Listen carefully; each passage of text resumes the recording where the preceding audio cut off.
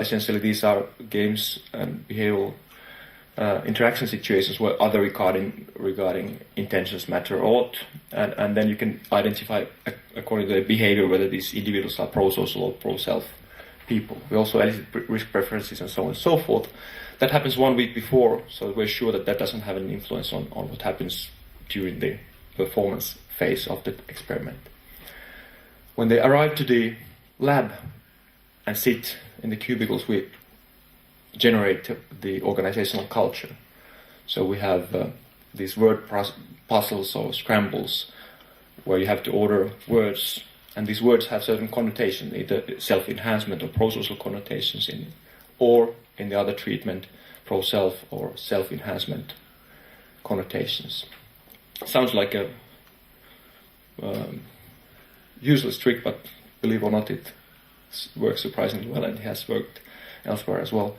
And then they play these computerized performance games, and after that we elicit still the Schwarz values and so on and so forth, control for various kinds of things. So we really have a careful control. There's always, and that's the advantage of the lab, that we can even control the temperature of the lab, keep the curtains always on, so we can kind of make sure that everything is very well scientifically controlled. So this is an example of the priming. So you have these kind of words that you have to organize in meaningful sentences and drop one of these words away, and they may have pro-social connotations like tolerance and so on and so forth. Then the incentive structure is as follows. So we have always a group of 6 individuals which are either acting in teams of 3, or then they are acting individually. And they choose a number. The higher the number that they choose, the more costly that is, the more we're going to subtract away from the monetary account that we give them in the first place. And then a random number is being drawn. And in the team's case, the numbers of the team are going to be summed together with the random number, and the winner is going to be determined. What's interesting is that the rational prediction is that the Nash equilibrium, the rational prediction is the same across these two, which means that actually if there's differences, behavioral differences across the two, it has to be due to things that are not taken into account in this narrow economic model of self-interest, and therefore it might be the values, it might be the incentives, the interactions of values and incentives that play the role. The results then, and we're getting closer to the end. So here we use sophisticated econometric methods to study this issue. It's actually a panel data, so it's like the whole SELUSI project as well. But what's sort of important and interesting I want you to focus on is the points where you see a star. So that's obviously those statistically significant effects, and more in particular I want you to emphasize on this particular role where you see the interaction. That's the interaction of culture, pro-social culture, team incentives, and your pro-social measure. So we indeed get a very highly significant and economically significant effect of that interaction. So on the pro-social side, you really want to have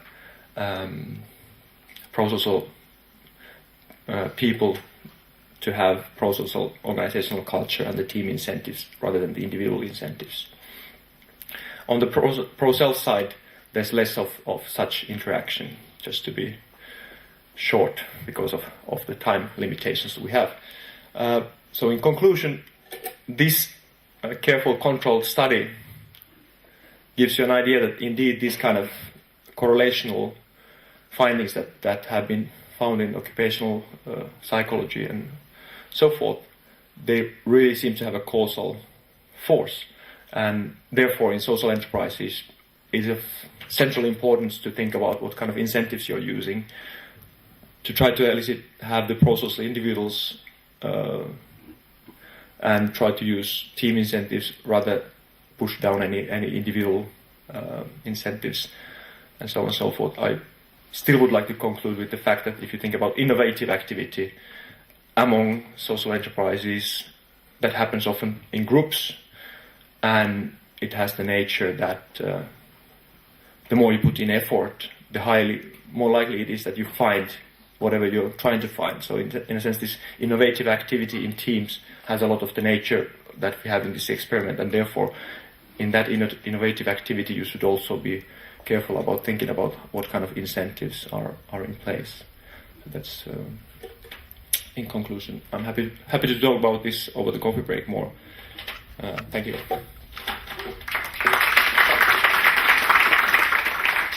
Is it on? Perfect. Thank you very much, Topi. So this was an example of a method where you use experiments, and as you understand, experiments relates to exactly the same type of method you use in medicine and so on. So you're quite limited in the set of questions you can actually ask. So therefore, I would like to introduce Untitled Chapter to present another type of methods and where you have a broader set of research questions that you can ask. Thank you. So good morning, everyone. We met yesterday, but for those who were first time today, so my name is Untitled Chapter, and I'm going to talk about values managerial practices in organizational performance, as we evidenced in the SELUSI data. So as we talked yesterday, this was a panel which has been conducted over the 2 waves, and the results I'm going to present are very preliminary. Hence, your feedback is more than welcome, because I think we have quite a few avenues to research in order to prove or explain the title we have. This is a joint work with Ute and Marike, and I have to say that all SELUSI papers that talk about values have another common denominator, and that's Ute. So questions about values you can direct in Ute's, who is sitting here in the first row, and I'll focus on everything that's a bit easier and goes into economics direction. So what is the background? So we observe different productivities between firms and countries, and these differences in productivities actually account for a substantial fraction of the differences in the average per capita income. And if we try to explain these differences, only part of the differences in productivity could actually be explained by factors such as capital intensity or technological progress. And already in 1956, Abramovich labeled the unexplained part of the total factor productivity at the country level as the measure of our ignorance. Saul mentioned yesterday a quite novel research that comes out of London School of Economics by Nick Bloom and John van Drenen. So they use this terminology of measure of our ignorance to also say that, well, we can't really explain the productivity differences at the firm level either. In their approach, where they collected quite a large data set on on managerial practices in manufacturing firms across a large number of countries, both European and non-European, they tried to explain the differences, persistent differences in productivity at the firm and the national level through variation in management practices. And I strongly encourage you to read their papers and findings. So now we ask, why do management practices vary so much across firms and nations? And explanation of Bloom and van Drenen is that that's a combination of imperfectly competitive markets, family ownership of firms, regulations restricting management practices, and informational barriers. What this paper tries to say that one reason why management practices differ across firms is because you have these different values which managers who actually exercise these management practices have. So we want to say, so the research question that we are posing, whether CEO values influence managerial practices, which are also reflected in a certain organizational culture, which in turn is related to both subjective and objective organizational outcomes. So I'm stressing here that we try to look at not only objective organizational outcomes, such as turnover, profit, and revenues, but also subjective, so basically the creation of a social value. And we want to answer this question using SELUSI data, which is a database representative for the countries that we observe, and that's UK, Sweden, Spain, Hungary, and Romania. I labeled this slide SELUSI Research Challenge because, okay, we have now the question, so we think that the productivity differences lie in the management practices, and we think that the mechanism through which this works is you have these values that predict management practices that then predict or are realized in observed organizational outcomes. But to prove this, that is the case, there is really a huge lack of systematic empirical data across firms and cultures, and that's evidenced in many papers coming both from economics and management literature. So Bloom and Van Drienen stress out that much of the management literature is based on case studies. Another team at the LSE, led by